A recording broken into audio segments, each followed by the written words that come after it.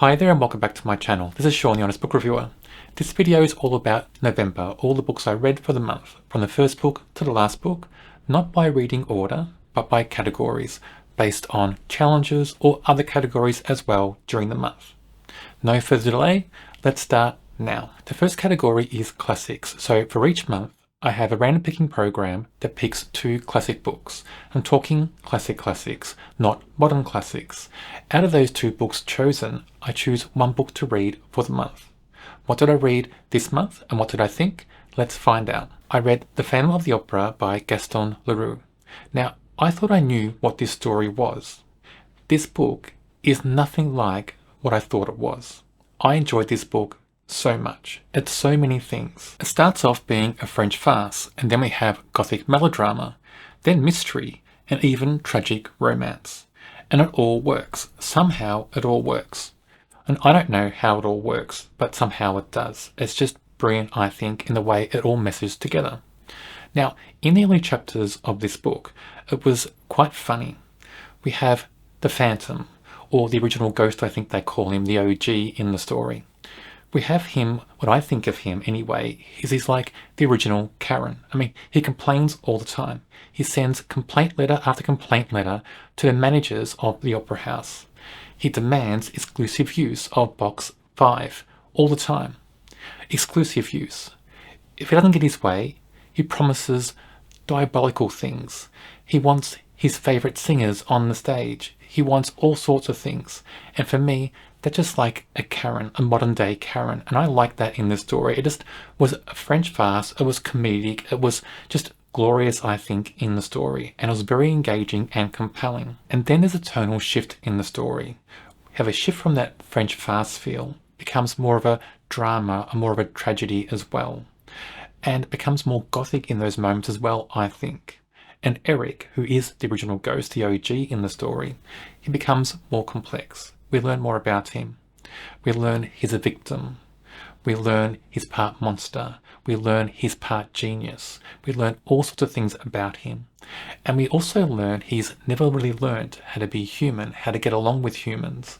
And that's part of it as well. It's like he's creating his own tragedy. He's creating his own circumstances, but he doesn't know how to do anything else. And that's part of the tragedy of this character in this book. Towards the end, the conclusion is completely bonkers in many ways, but bonkers in a good way, and it suits this story so well. It really does.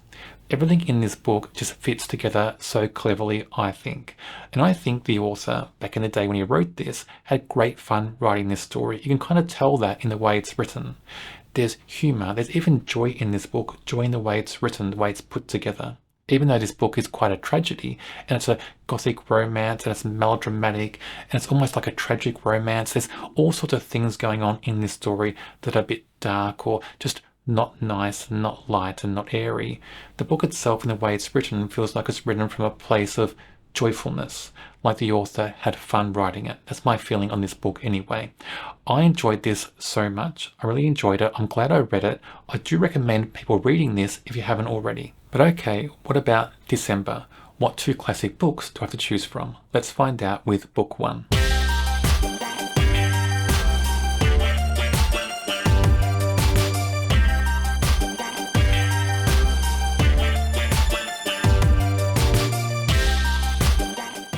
A Connecticut Yankee in King Arthur's Court. Well, I'm not sure. I may choose this. Depends on book 2. Let's find out what that is.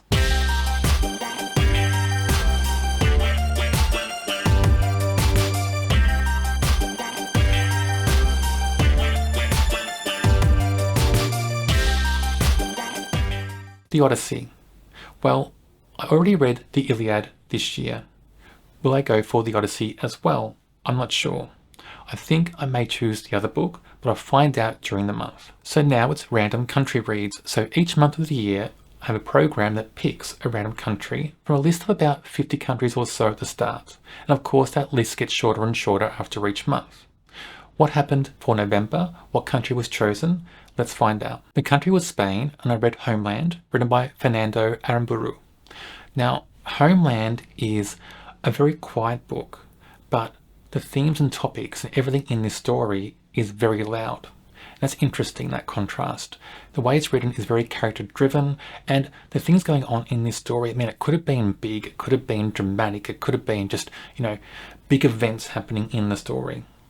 There are things happening in the story that are, bigger than usual, but the way it's written is very quiet. But those events can be quite big and impactful in the characters' lives. Now, this book is set, I think, shortly after the ETA announced a ceasefire. Now, the ETA is from the Basque region in Spain, and the ETA were having a conflict with the Spanish government for many decades.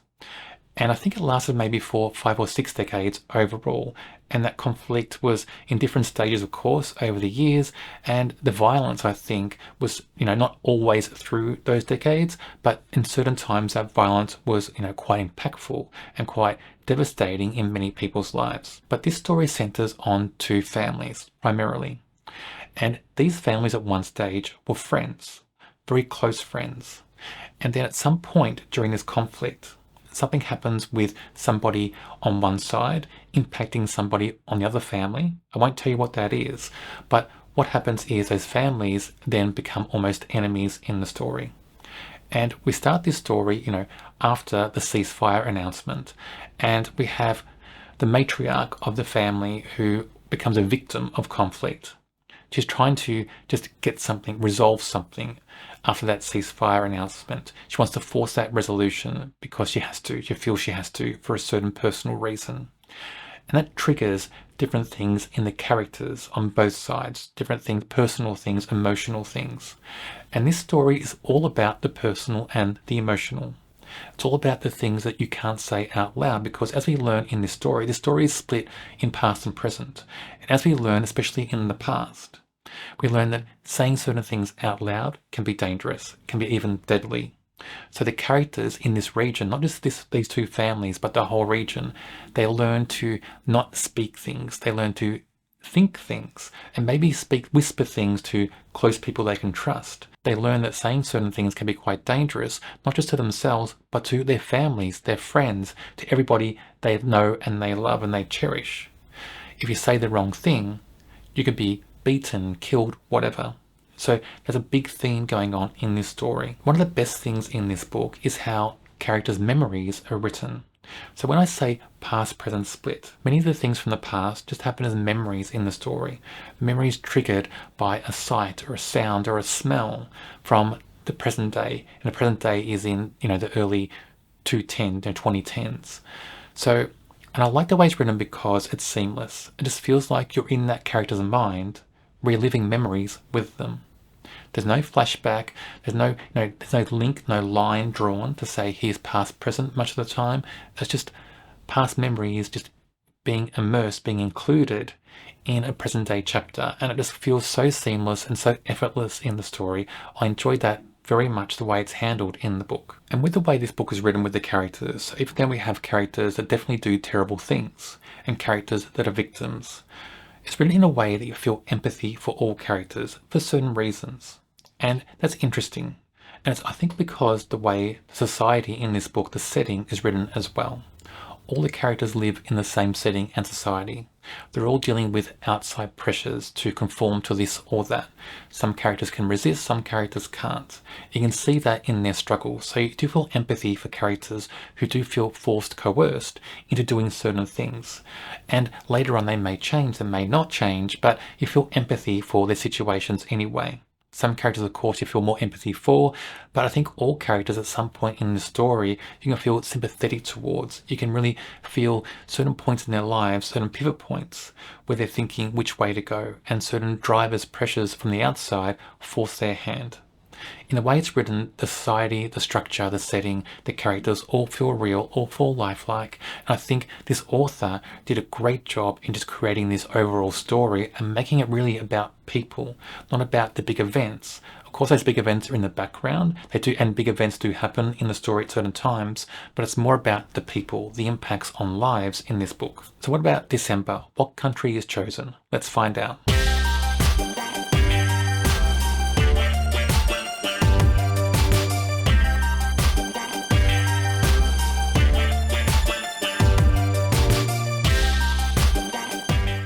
The country is Algeria. So for December, I have to read a book written by an author who was born in Algeria.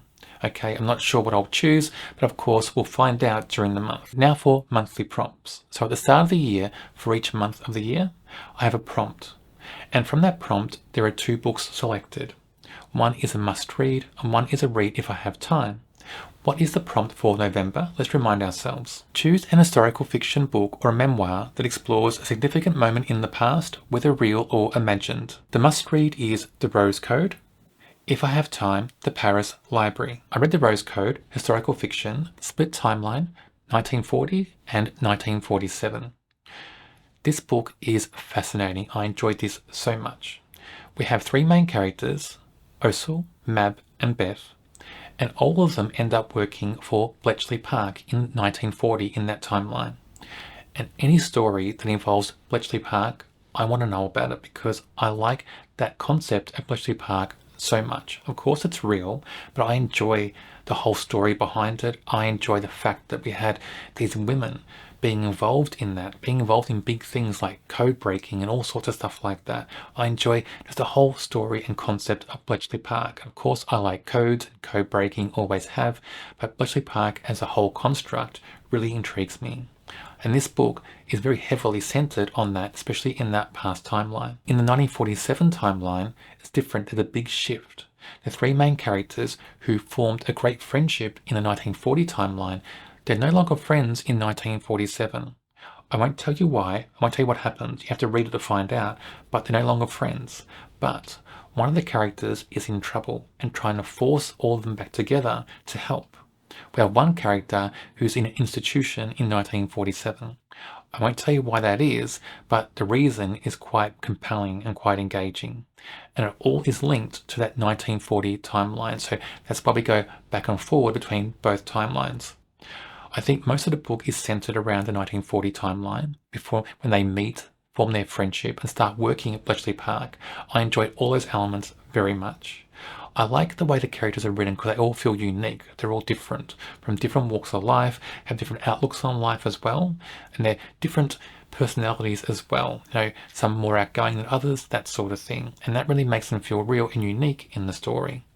But their friendship, their interactions are very special. That bond is so strong in that past timeline, and it really makes that split in the other timeline more dramatic. Makes it more, that contrast just bigger, that chasm bigger between both timelines. So of course, as I mentioned, this book is not just about historical events, not just about Bletchley Park, and not just about friendship or people forming bonds. It's about deceit and a mystery. And that mystery is quite strong. And as you progress in the story and learn more about that mystery, it becomes more compelling and more engaging. And those little hints at the start you're given about something that may have happened, about something you're being led towards, that's so compelling as well in the story. A really interesting read. I enjoyed it very much. I didn't know if I would. I mean, Bletchley Park intrigues me, and I thought, well, maybe I'll enjoy it because of that. But I had no inkling if I'd enjoy this or not. But I really did enjoy it. If you haven't read this, I recommend it a lot. The ending of the book is not that great, and that downgraded my rating somewhat. I think the ending was a bit disjointed from the rest of the story, but I felt the ending was written for a reason.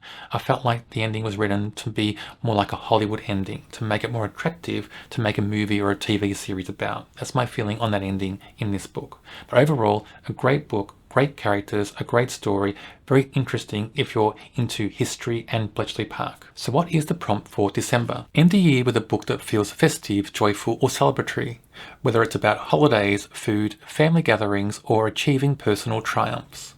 The must-read book is The 12 Days of Christmas. If I have time, The Christmas Wedding Guest. So now for random bookshelf reads. So for each month of the year, I have a program that picks 6 books from a list of about 170, 180 books at the start of the year. And of course, that list gets smaller and smaller as we progress through the year. But what did I read for November? Let's find out. And I have to say, actually, I only read 5 books. So I think for the last few months anyway, I've managed to read 5 of the 6. I just ran out of time, I think, to read the 6th book. But anyway, what were the 5 books? What did I think? Let's find out. The first is Digital Fortress by Dan Brown. Now, in this book, you can really tell it's almost like Dan Brown is just practicing writing a draft for future books, Da Vinci Code, that sort of thing. because there's certain elements in this book that I think you can just match towards later books that he's written. Things like, codes, secret codes, or secret groups, or the fact you have maybe one person who's ordinary in an extraordinary situation, that sort of thing. And I think that's just him getting to know and feel about those things for later books he's written. Anyway, this book. It's a thriller, and it feels more like maybe a spy thriller, even a tech thriller. And certain parts of this I enjoyed, certain parts I didn't. What I really enjoyed about this book is the two different timelines. And what happened with those timelines is it made the book a bit more pacey.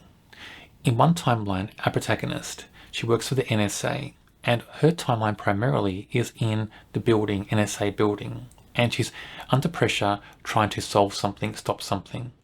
And that timeline is a bit more insular, feels more locked in, enclosed in this small space, or in this building.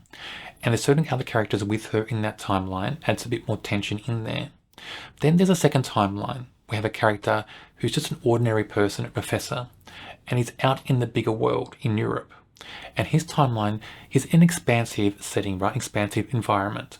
But certain things in his timeline feel enclosed and insular as well. And there's an interesting contrast in his timeline. But the shift between this NSA timeline that's in a room or a building and this other timeline in the outside world, it just made this book progress a bit more quickly because you had that changing setting, changing circumstance. It just drove the story, I think, more quickly, made it a bit more compelling in the structure. So I enjoyed that. What I didn't enjoy is certain character reactions, and those reactions more about the NSA insular building timeline with our protagonist. Certain characters in that timeline, they're meant to be all mathematicians or IT experts, and you think, professional, a bit more stoic maybe, a bit more quiet, a bit more rigid. But their reactions were very dramatic, melodramatic, very high emotion.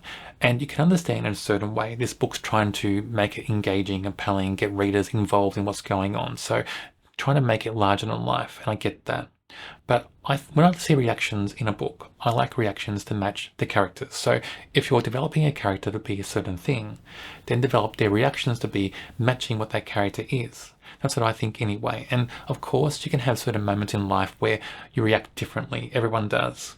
But I think in this book, it was just too big, too much, and too often. But I understand why that was. But still impacted the read somewhat. I think twists were good. There were some great twists in the story. I think some things about the book may be a bit too easy to spot, a bit too simple, I think, sometimes in the story. And I think writing-wise, it felt a bit clunky sometimes in the plot, but structurally, it was fine. It was a sound structure for a debut book anyway. And of course, as I mentioned, you can see kind of building blocks for future Dan Brown books. So I think overall, it was a worthwhile read. I wouldn't say go out there and read it immediately. If you're a completionist reader and want to read all Dan Brown's books and you haven't read this one, go out and read it. The Breath of God by Jeffrey Small. So spiritual thriller, think Da Vinci Code by Dan Brown, that type of book. And this book has many things you find in many of those books. So we have a lost manuscript that, if refound, it could be a big change for the world, a monumental change. And of course we have different groups, different people who don't want that change. Then we have secrets and codes, we have mysteries, we have shift in setting and scene to different countries, different continents. We have an ordinary person, in this book a professor, so another type of book like this where he's a professor, but he's in an extraordinary situation, dangerous situation as well. We have action scenes, all that sort of thing going on. So typical things for a book like this. I have to say about the settings in this book, one thing I really enjoyed is the author didn't make them overly romantic. He didn't hide the truth about certain countries. He gives those countries, those settings, warts and all to the reader. And I enjoyed that because it makes it just more realistic. It grounds the story more, I think, in realism in the real world. So for that, I think it's a great thing to do in a book like this. This book, the concept of this story, the overall concept, the big secret that will change things in the world. So in this book, we have the idea that there's a manuscript out there. And this manuscript details the fact that with Jesus, he learnt his teachings, he learnt his ideas about religion and everything from Buddhist monks. So it shifts that whole idea, I think, that people have that Jesus knew those things from birth. They were innate in him. and his teachings were just things he knew from divinity or something. So for me, that storyline and idea concept in this book, it's a great concept, I think, very compelling, very gripping, just needs a great story. And while this book is very structurally sound, this book just isn't amazing. It has a great structure, has great moments, has a good protagonist, I think better than good. He was very engaging in the story, and different elements in this book were very engaging as well. Just lacked a few different things, lacked a bit of polish, I think. We had descriptions that felt too detailed and just too dense, and sometimes it felt like they were ripped from textbooks, especially around religions. The protagonist has a companion in this story. There's a romantic element there as well, and I think in these type of books there's always a romance element going on, but this companion in this book, I mean, she was good in the story, but I think she was too convenient. And by that I mean that she had knowledge that I think, well, would she have that knowledge really, that type of person? And just seemed a bit, I think, a bit off in the way it was done in the book. But of course her knowledge was crucial to what's going on in the story and solving certain mysteries to travel around the world to find this manuscript. So for me, that was a bit awkward, I think, because it just felt just too convenient in the story. Death Descending, written by Karen Campbell. Now it's a very pulpish type book, I think you can tell by the cover anyway. And this book is a home invasion type thriller. And I think it's more about the psychological side of that home invasion, especially around the family members in the home that are invaded. So anyway, this book has a very slow beginning and it's a very short book. And I did wonder about that. Why is such a slow beginning for a short book? It impacts the read somewhat. When the book gets going, when the home invasion happens, the book just picks up, I think, in tension. Not in pace, but in tension. And the villains of the piece, the villains are quite interesting. They feel very polite in a way, but they also feel a bit sinister because they're unpredictable. And I like that it adds tension in the story. You don't know how they'll react from one moment to the next. Good idea to put that in a book like this, especially around a home invasion. The family members in the home, their reactions feel real. They feel like they match who the characters are at the start of the story, and they react differently. And I think that just kind of matches what you'd expect in real life maybe.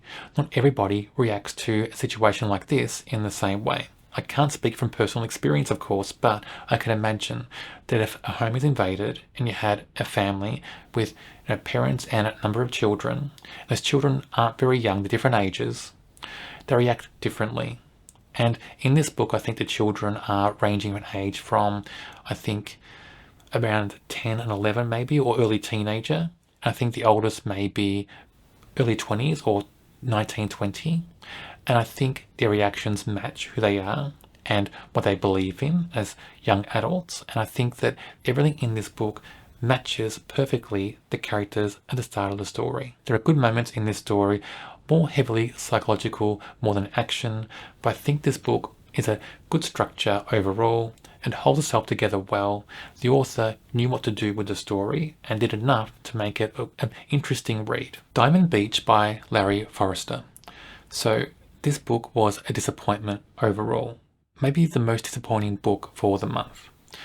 Anyway, the start of this story, the first scene, the first chapter, was brilliant. And when I read that, I thought, well, this book is going to be a great pulpish adventure action story. I really did think that from the first chapter. I mean, in that first chapter, we have underwater scene, we have underwater action, an attack by a stingray and a shark. And I thought, well, this is going to be great, as what you'd expect in a pulpish book.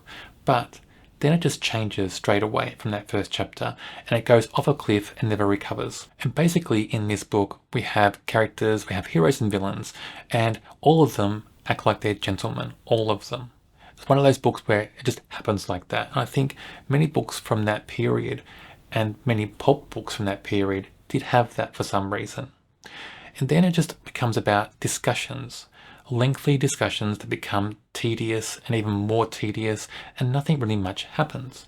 We have certain moments that we have a bit of action here and there, but they're very small snippets in a book that just feels slow. It feels like it's a slow burn book without the burn, and it just feels like it's too slow for the size of the book. This book just felt just so like a slog, and it's only around about, I think, 260, 270 pages. Just felt so much of a slog to get through this story. There is one scene in there that's quite shocking. So apart from the first chapter, there's one other scene that is quite shocking. It's quite dramatic and it does hit you.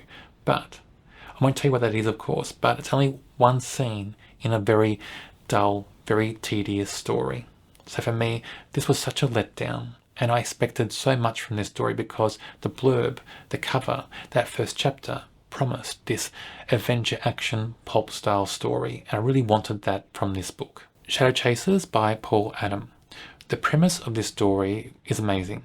We have black market smugglers, a vast network around Europe and possibly other parts of the world. We have a small group of people trying to track them and catch them. That could have been amazing. I mean, it's a very interesting concept.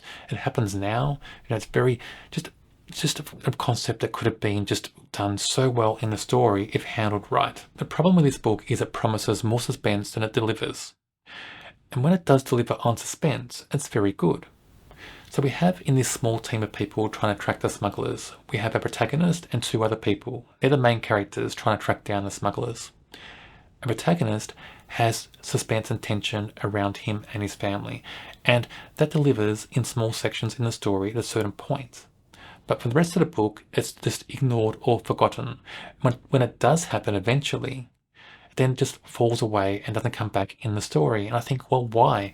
They're the best parts of the story.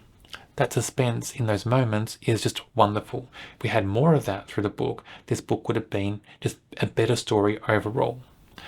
And then I think about the characters in this story, our heroes. And I think, well, this type of book where they're trying to, track down smugglers, this book, they're just all kind of just in the lines too neatly. They're obeying all the rules. And what I wanted, and maybe it's just me in this story, what I would have liked in this book is just our main character, even, if not all the characters, but just our main character, our protagonist, to go a bit rogue, to go outside the lines a bit, to go outside the laws they're sticking so closely to do something a bit outlandish, a bit dangerous, just to drive something, some tension, some action, some danger. There's something in the story. But everything is just tightly in the lines and the rules and the regulations for our three heroes.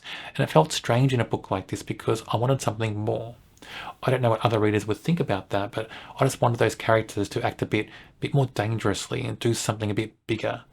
Even in this book, those characters, the agency they work for, they can't carry weapons. They can't arrest people. They have to notify police in different countries to help out and arrest people. They can't do those things themselves, so that takes away some of the kind of personal conflict and danger in the story as well. So for many reasons, I think, even though this book structurally is good, even though we have some moments of suspense and tension, there's small moments, we have all that. We don't have enough of it because the confines of the characters and the agency the authors have written these characters in, it confines things just too tightly in the story. So what 6 books will be chosen for me to read in December from my shelves? Let's find out.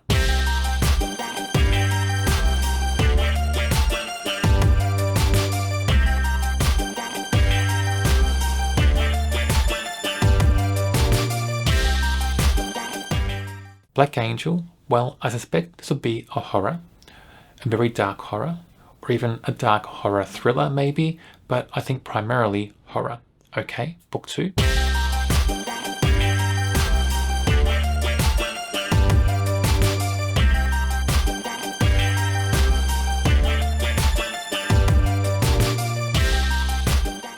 Sleeping with the Enemy. I've had this book on my shelves for a few years now, and I've been wanting to read this for so long. I'm so glad I get to read this year. I love the movie, and I don't know if the book is going to be like the movie, but I love the movie so much. I hope I like this book.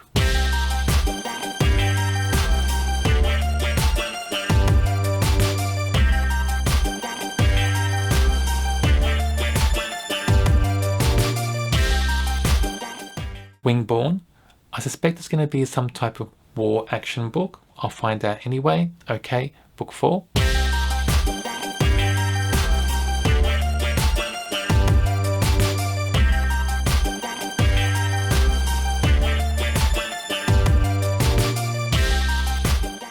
Jane Slayer. So This is, I think, meant to be like Jane Eyre, but with vampires. Again, this is a book that's been on my shelves for a few years now, and I've been meaning to read this. It's one of those books I look at every now and then and just think, well, not right now, not in the mood. But now I have to read it in December.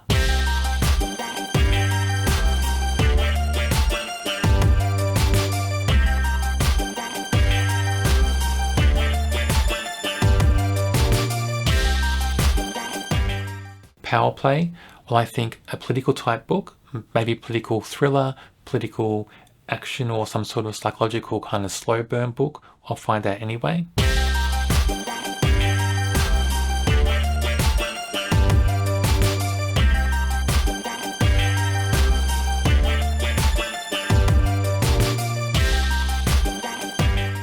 Deception Point, well, it's Dan Brown, so I kind of get we're going to get some sort of thriller. It won't be like Da Vinci Code, I suspect, but I think it'll be more closely linked to Digital Fortress. But anyway, I'll find out during the month. The next section is for ARC reads. And I read 4 ARC reads during November. So what were they and what did I think? Let's find out. The first is The Quiet Neighbour, written by J.D. Barker and Adam Roach. Now, I like J.D. Barker as an author very much. I like his thrillers, I like his horrors. He's good at getting down into the dark parts of all those genres, the dark parts of what make people who they are. Dark situations as well, dark events, and many of his books have just great characters, and the plots can be quite tricky and they can intertwine quite cleverly as well in the story. And also his twists. He writes great twists in stories. So when I see J.D. Barker on a book, I expect good things. I expect big things. I expect the book will be above average, at least. This book ticks so many boxes for me. So of course, it's a thriller. Also a bit of a mystery. We've got serial killer. We've got a cold case. We've got secrets, old secrets. We've got fast pace. We've got twists and turns. We've got some great characters in the book as well. So many things in this book hit so well for me. Especially our protagonist in this story is just wonderful. You really get behind her and she feels real. You feel her making those decisions in the story, and I like the way that's done in the book.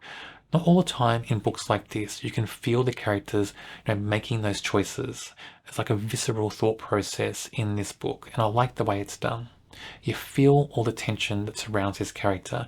You feel why she's driven to certain choices, at forks in the road in this story. And I think in this book, there's quite a few forks in the road. And I like the way just the author, whichever author it was who designed and constructed all that in the story, whether it's J.D. Barker or Adam Roach, I like the way it's handled in this book. There's also a great feeling of a race against time in the story. A race to solve something, to conclude something before a certain cutoff, because if you don't, something will happen. And I like the way that's done because it injects panic into the story. And that panic influences our protagonist and other characters in the book on the choices they make and actions they take as well. So very well done in the story because it makes it feel real in the book. And not all authors take the race against time concept and make it work. I don't think all authors do, because sometimes it becomes just too hectic, I think, in some stories and just overpowers everything else.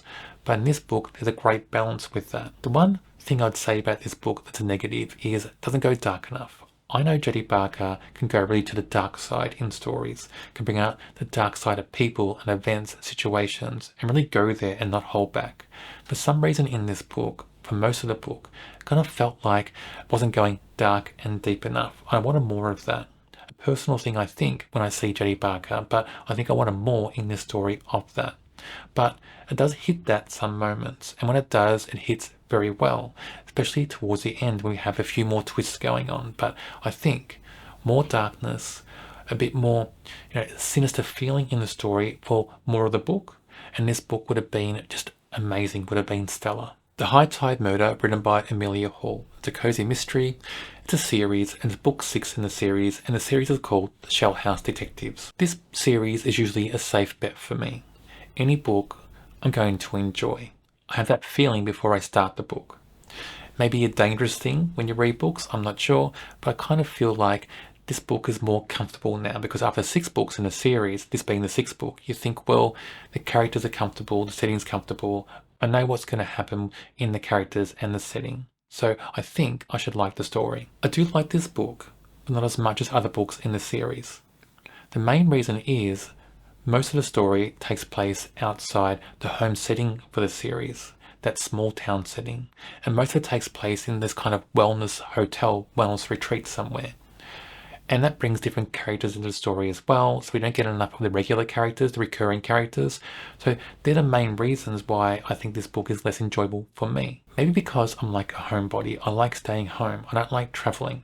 So I kind of feel like this series works best at home, when the characters are at home, when you see recurring faces. That's when this series works the best.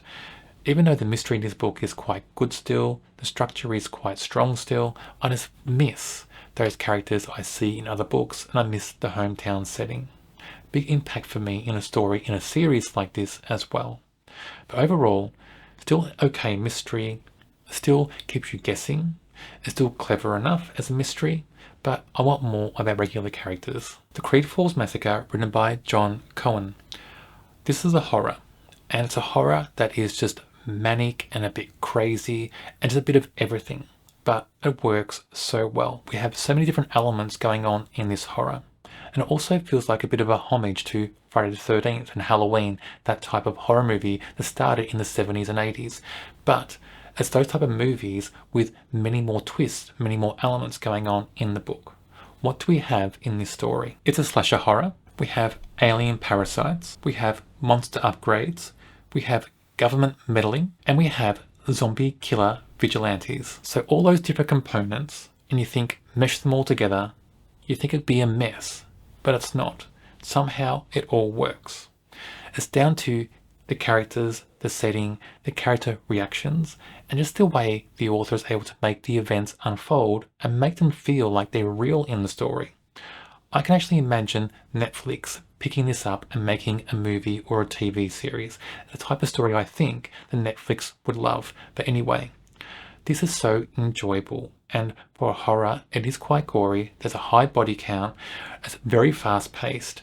There's many things going on. Some things feel larger than life, of course. But the way the characters react and are involved in those scenes, it makes it feel very real and very grounded, despite all these big things happening that aren't real, that are beyond reality. Just makes everything feel real in the story. And also in this book, it is set in a small town, and I like the way in this small town setting the author includes things that you think about small towns, small town rumors, small town feuds, generational disputes going on, small town pockets and cliques and different angers about different things, all that sort of thing. It goes on in this story. It's all part of the horror, and it all just intertwines into an interesting, fast-paced, engaging, quite fun despite being gory and being a high body count, is quite a fun read. Despite all different elements going on and making it feel manic and chaotic, it just works well, meshes well, and by the end of the story, you feel a bit exhausted, you feel a bit, well, did that really happen? But you just feel like it just all worked well and meshed well. I did anyway. If you like horror, you have to like horror to enjoy this book, I think, because it is gory and has a big body count. So if you don't like horror, I don't think you'll enjoy this. But if you do like horror, if you like horror with a few elements that are a bit chaotic or madcap, a bit larger than life, I think you'll love this story. You'll Never Know by Caleb Stevens. It's a thriller, and this book has a great tonal shift. At the start of the book, it feels very suburban, very peaceful, just very quiet. Then there's a big shift very early on in the story. And that shift takes that kind of peaceful life and just makes it just dangerous, makes it just tense, suspenseful, and it's very sudden. And that sudden shift, I like when it's done well in stories. I don't think all books can do it well, but this book does it very well. And when it's done right, just drags you into the story against your will even, and you can't help but being immersed fully in what happens next. So a great start to this story with that tonal shift. This book also has 3 different storylines, and be patient with the storylines, because at the start of the story, when I was reading it, I was thinking, well, what's the link with these storylines? It wasn't making sense at the very start. They were interesting storylines, they're all compelling and engaging, but I was wondering about a link. And if you read enough thrillers or enough mysteries, you know later on those storylines should link somehow. There's a reason for each storyline in a story like this. And they do eventually link, but be patient with them because it takes some time before they do link. But when they're all building up, they're all telling you secrets about certain things, giving you information about characters. And when those links happen and it all makes sense, you just think, wow, all those things back that you've already read in the story, it all just is perfect in what happens later on in the book. And it all matches perfectly to that first moment in the story where that big tonal shift happens as well. So this book structurally is quite amazing, I think. Now, Caleb Stevens is an author that I do enjoy. I've read one other book from him. I do want to read all his stories because I just think structurally he's a great author. And I think, especially in thrillers, he's able to take characters and make them feel real. He's able to do great twists in a story, and twists that are peppered through a story, and they all feel real and they're all timed quite well. And also his stories are just very engaging and compelling. And this being the second book of his I've read, for both books, they're being very immersive for me as a reader. I did have a small issue with the conclusion of this story. Now granted, conclusions can be difficult to write. Not many authors write perfect conclusions. I mean, and what is a perfect conclusion to a story anyway? I think myself as a reader, I can be a bit picky with conclusions. Is that a bad thing or a good thing? I'm not sure. But there was a small thing with this ending that just didn't sit right for me. And it took what could have been a brilliant book and made it just slightly less than brilliant. But overall, structurally, just with the twists and turns, with different timelines, with the characters, with the tension, with the pace, all those things are quite amazing in this story. And I would recommend this very much. Also recommend going back and reading past books from this author as well. There was a past book, I can't recall the name of it now, but I know it was set in a forest area in the snow and had like an isolated feeling, isolated setting. I enjoyed that very much. So that book, go back and read that as well. But this book especially is quite stunning, I think. Now for other reads, books I read during November that don't fit a category already mentioned in this video. The first is Don't Let Him In by Lisa Jewell. When I read books by this author, I never know if I'll like them or if I won't like them. I just don't know. I've got a very complex reading relationship with Lisa Jewell. This book is one of those books I didn't really enjoy. It's a big letdown, a big disappointment, because from the blurb and from other things I've heard of this story, I thought this would be amazing. And it kind of links into true crime things, even cold case stories. And I thought this book would have been fantastic. But it's really not. And it comes down to a couple of things. The first is characters. So our villain's meant to be some sort of brilliant sociopath. It comes across as just a bit tedious. It comes across more like a bureaucrat more than anything else. It doesn't feel like there's anything sinister or evil about the character. He does things that aren't nice, of course, in the story, but as characters go, as villains go, he was quite dull and boring. And overall, this whole book can be summed up as just being dull and boring and tedious. The second thing is just structurally, I just don't know about this book overall structurally, with the plot I mean, because it kind of feels like the author just took maybe just a few kind of true crime stories, real stories, and just wrote this book based on them. This book kind of feels like a boring true crime podcast. That's how I can describe it when I read this. I was waiting for things to happen. When things happened, I was like, well, is that it? Where's the great twist and the great turn that I know Lisa Jewell can write? Where are the great characters that I know she can write as well? Where's the great suspense? Where's the great plot structure? Everything I know Lisa Jewell can do very well is not in this book. It just isn't. And I'm sure there are people out there who have read this and they think it's amazing. I'm sure there is, and that's fine. Not every reader thinks the same thing about every book. But for me, this book is a letdown. Definitely not the best book by this author. I was very disappointed with this read. This is one book I've been just waiting to read all year. And I'm just so disappointed with it because in my mind, I just pictured many different things. Now I'm going to mention 3 books as one review here. They're all part of a trilogy and I read each book in November. The books are written by Robin Klein, who's an Australian author, and the books are YA. Robin Klein writes mostly YA books, and I think she writes some kids' books as well, but mostly YA. But anyway, the books are All in the Blue Unclouded Weather, Dresses of Red and Gold, The Sky in Silver Lace. This trilogy focuses on a family in Australia in the 1940s post-war, but primarily it focuses on the sisters, the children in this family, the Melling sisters. And the thing about this book is it just feels so heartwarming, so heartfelt. And I think readers who enjoy books like Anne of Green Gables would love these books. This book just feels so Australian in the characters, in the setting, in interactions and events and actions in this story. And it's also a book that doesn't have a central plot. The 3 books in the trilogy don't have a central plot focus. They're just about a slice in life, basically, about the sisters and their family and community as well. And in this story as well, their cousin Isabel plays a big role in all 3 books in this trilogy. And from the trilogy, at the first and second book in this trilogy, the family's living in a small town. Then in the last book, they move to a bigger city for different reasons.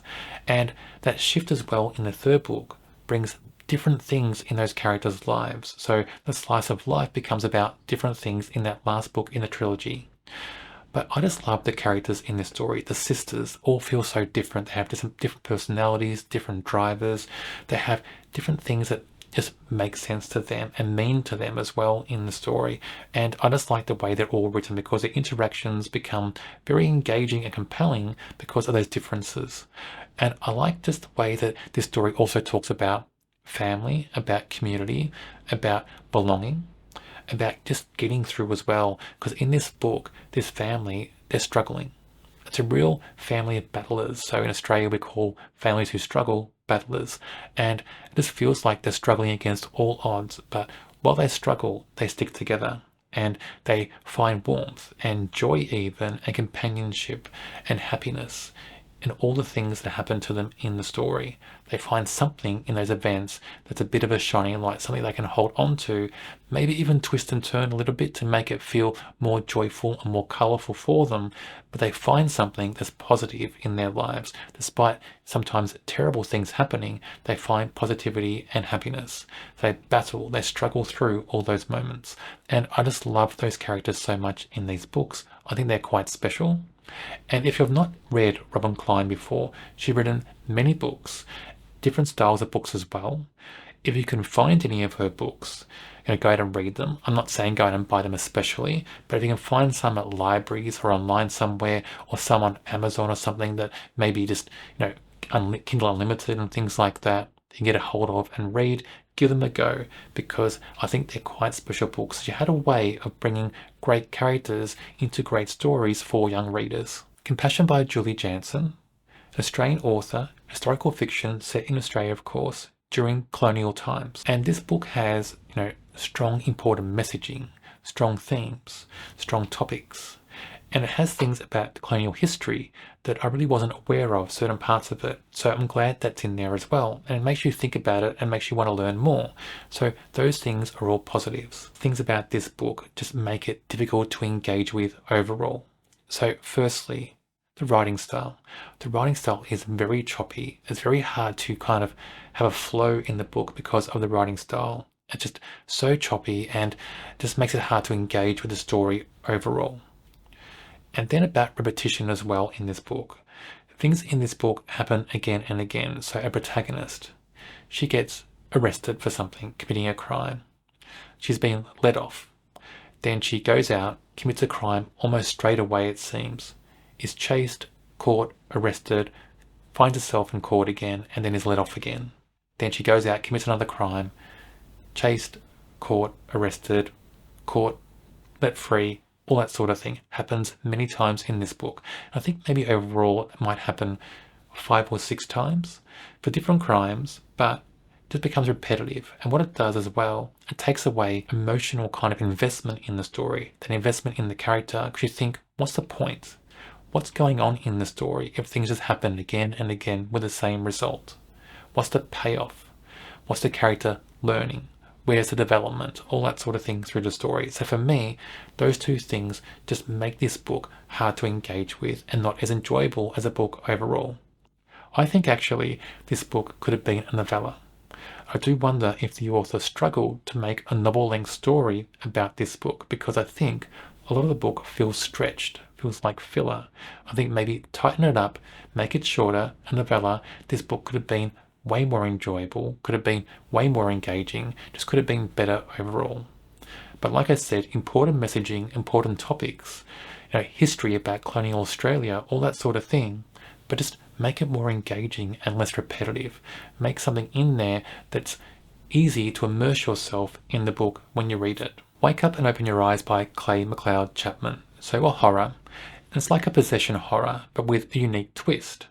And I think the idea, that concept in this book is quite interesting and engaging. Primarily in this story, people are possessed by demons, I think they're meant to be, but through watching a TV program, a TV news network. And when you read this, you can get to understand what the author's talking about. So this book is set in America, and I think the author is American. So this author is talking about a certain American news channel in this story. I won't mention anything else about that, but it's a very heavy-handed theme in this book.